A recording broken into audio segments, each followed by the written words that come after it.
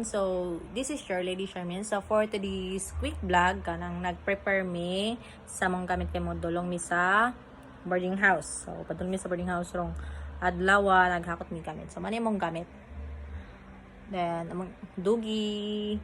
Then, dili pa niya siya mauna pa gamit sa akong manghod. So, kauban ako akong manghod dito karon sa boarding house. So, kauban na niya. And then, kita-kits na sa mga taga-Trinidad na. So, let's go! Ano to siya guys, nagbiyahe na yung pidong sa Trinidad. So, muna mong gamit sa likod. Ito na nga ako ang katapad ani kaya ka manghod.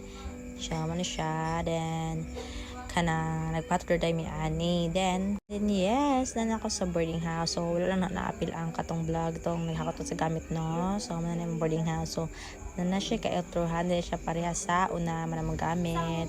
And then happy ka nga nabalik mi diri kay happy lang no, bisan kabalo nga lisod jud ang boarding house. So napaday akong drawing diha no, to sensor sa ano na akong sticker. So napaday siya diha ako gipapil tula jud ko sa ilaga na.